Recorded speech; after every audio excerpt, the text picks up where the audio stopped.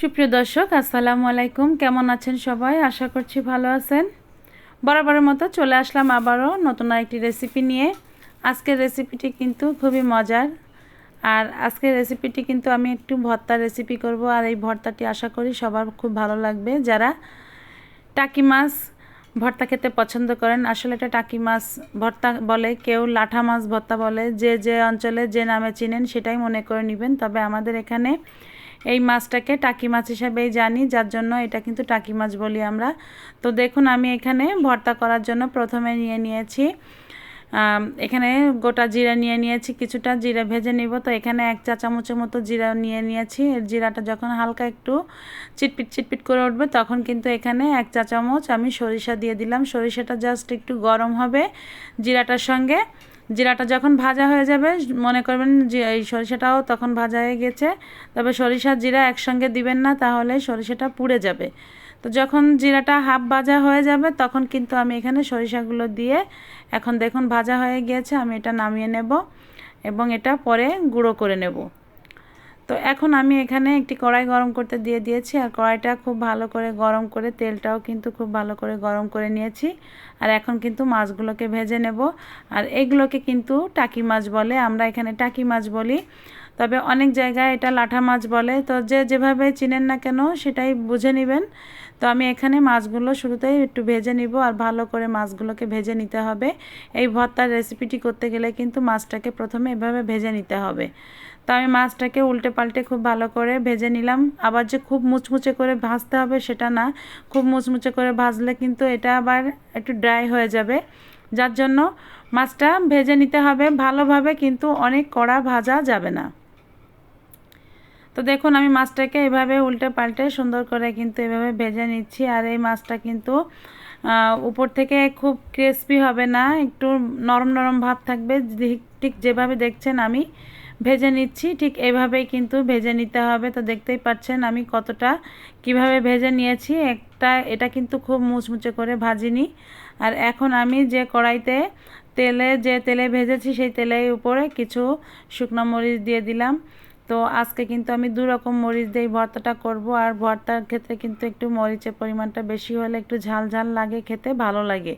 তো আমি মরিচটা কিছু সময় একটু ভেজে উঠিয়ে নিলাম। আর এখন এখানে বড় সাইজের 4টা পেঁয়াজ আর 2টা রসুন দিয়েছি। আর এখানে আমি বড় সাইজের 2টা দেশি রসুন দিয়েছি আর কিছু কাঁচামরিচ দিয়েছি। দিয়ে কিন্তু এখন তেলের উপরে কিন্তু এটা এভাবে ভেজে নিতে হবে। আর এই ভাজিটা কিন্তু এই কাঁচামরিচ, পেঁয়াজ আর রসুনটা কিন্তু এমনভাবে ভাজতে হবে, একদম বেরেস্তা করা যাবে না, একটু নরম নরম রাখতে হবে ভাজি করতে গেলে।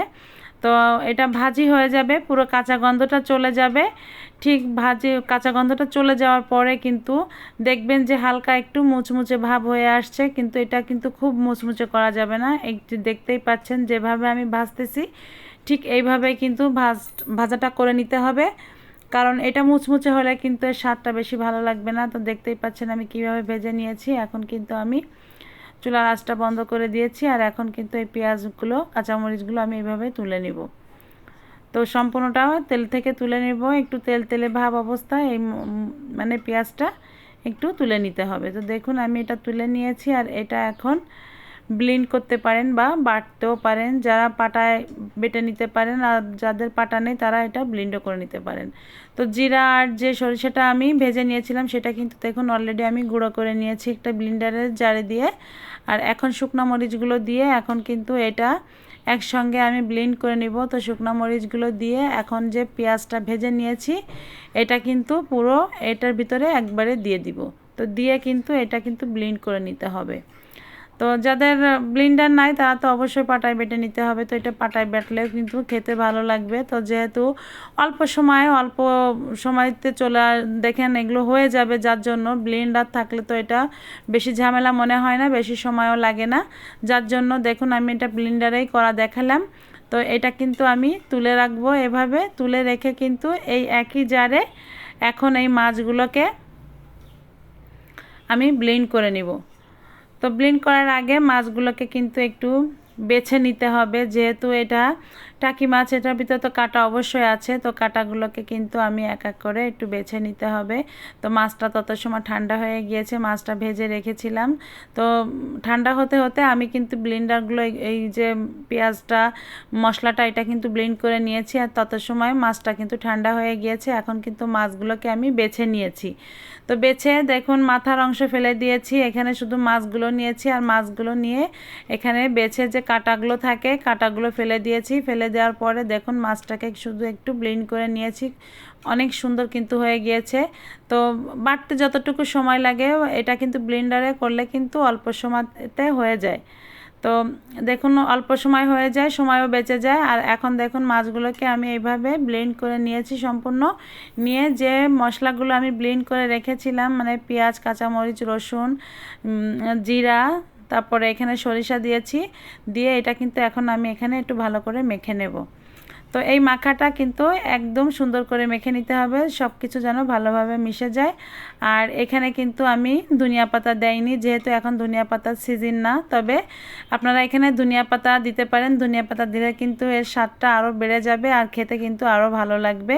তো দেখুন আমি এটা সম্পূর্ণ মেখে নিয়েছি, মেখে এখন কিছু সামান্য একটু লবণ দিয়ে দিব, একটু লবণ কম আছে লবণ দিয়ে দিব। আর এখানে একটু সরিষার তেল দিয়ে দিব, কাঁচা সরিষার তেল। কাঁচা সরিষার তেলটা দিলে কিন্তু এই ভর্তাটা খেতে কিন্তু আরও অনেক মজা লাগবে খেতে। অবশ্যই আপনারা কিন্তু এই কাঁচা সরিষার তেলটা অবশ্যই দিবেন। আর ভর্তাটা কিন্তু আমার পুরোপুরি রেডি হয়ে গিয়েছে বন্ধুরা। এই টাকি মাছ ভর্তা দেয় কি মজা খেতে, আর একটু ভর্তা হলে আপনি প্লেট প্লেট ভাত খেয়ে নেবেন, কিভাবে আপনি বুঝতেই পারবেন না। এটা এত মজার একটি ভর্তা রেসিপি। তো বন্ধুরা এই রেসিপিটি বাসায় অবশ্যই তৈরি করে খাবেন, যারা এখনও খাননি অবশ্যই তারা এইভাবে ভর্তাটি তৈরি করে খাবেন, খুবই মজা লাগবে দেখবেন। আর এই ভর্তাটা খেলে মনে হবে যে আসলে এটা মাছ ভর্তা খাচ্ছেন না কি খাচ্ছেন বুঝতেই পারবেন না, এটা এতটাই মজা। তো রেসিপিটি কেমন লাগলো অবশ্যই কমেন্ট করে জানাবেন, বেশি বেশি লাইক, কমেন্ট, শেয়ার এবং চ্যানেলটিকে সাবস্ক্রাইব করবেন। পাশে থাকা বেল আইকনটি ক্লিক করবেন যাতে আপনি আমার নতুন ভিডিও নোটিফিকেশন সবার আগে পেয়ে যান। আজ এ পর্যন্ত, আবারও দেখা হবে নতুন একটি রেসিপি নিয়ে। আল্লাহ হাফেজ।